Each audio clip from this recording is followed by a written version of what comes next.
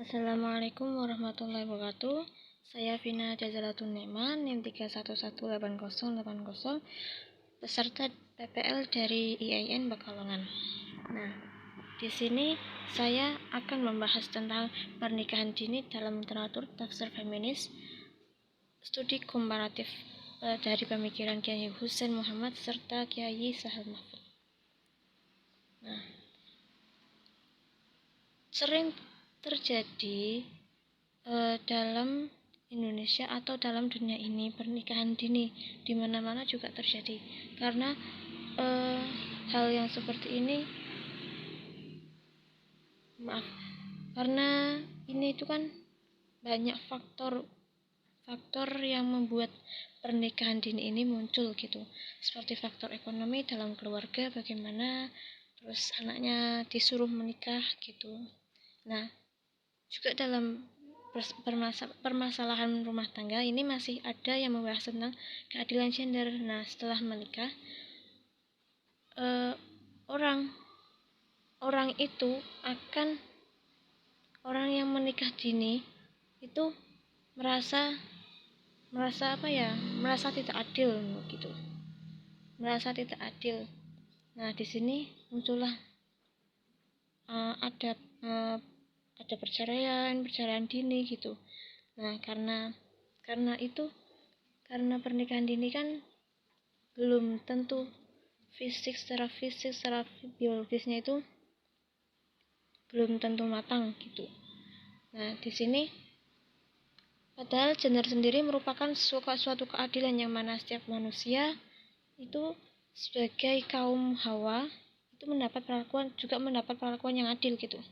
Nah, dalam hubungan pernikahan ini merupakan salah satu ketetapan yang sudah ditetapkan oleh Allah, yang mana juga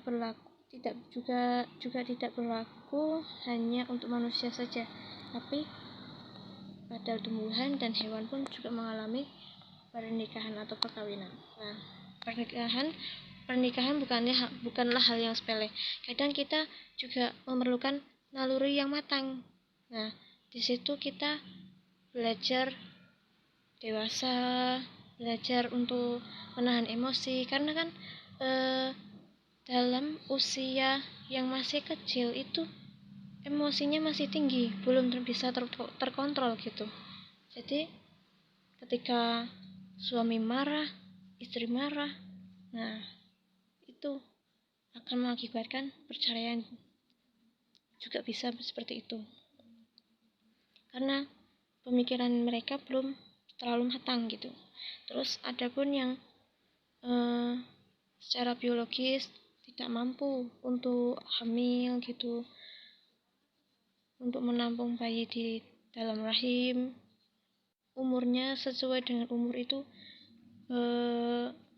rahim yang dikandung itu tidak mampu untuk menahannya gitu. Bisa jadi seperti itu. Lalu ada beberapa prinsip dalam kehidupan pernikahan, terutama pasangan laki-laki dan perempuan. Itu tentu harus memiliki kematangan secara biologis maupun psikologis. Tidak hanya mengakibatkan perceraian dini.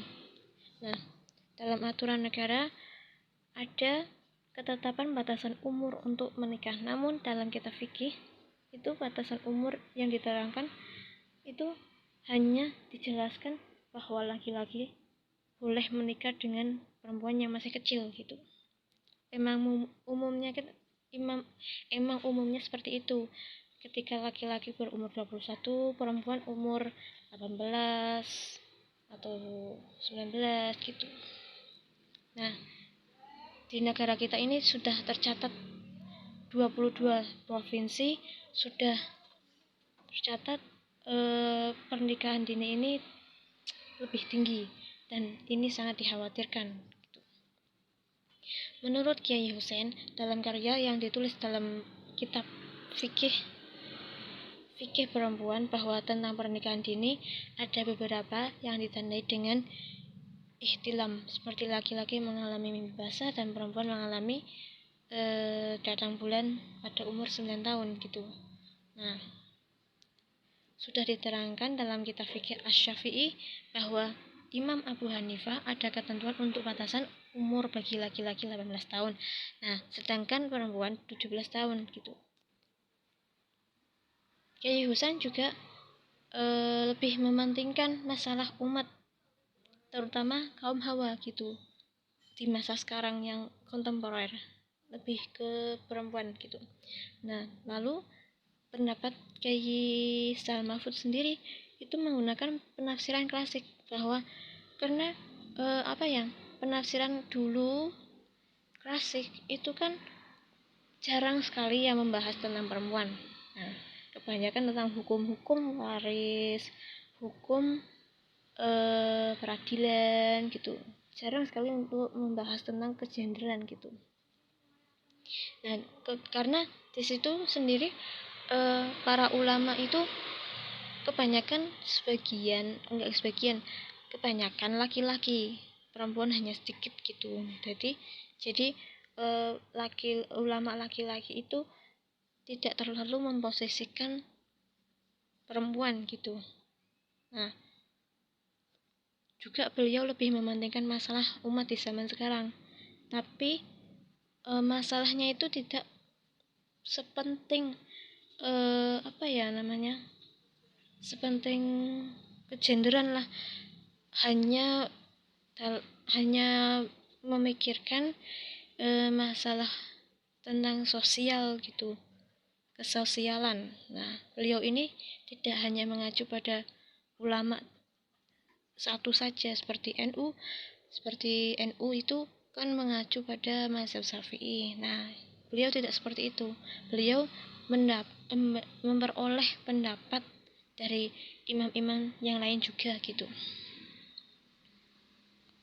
Lalu dalam pemenuhan kebutuhan biologis tidak menjadi salah satu bentuk tujuan atas dasar persyariatan dalam ikatan pernikahan. Meskipun begitu, dalam penyaluran kebutuhan ini juga dibenarkan oleh Islam. Ada yang harus diperhatikan lagi, yaitu pemenuhan kebutuhan biologis, yang mana perlu diperhatikan dari ekonomi, kematangan fisik, dan sifat kedewasaan psikis.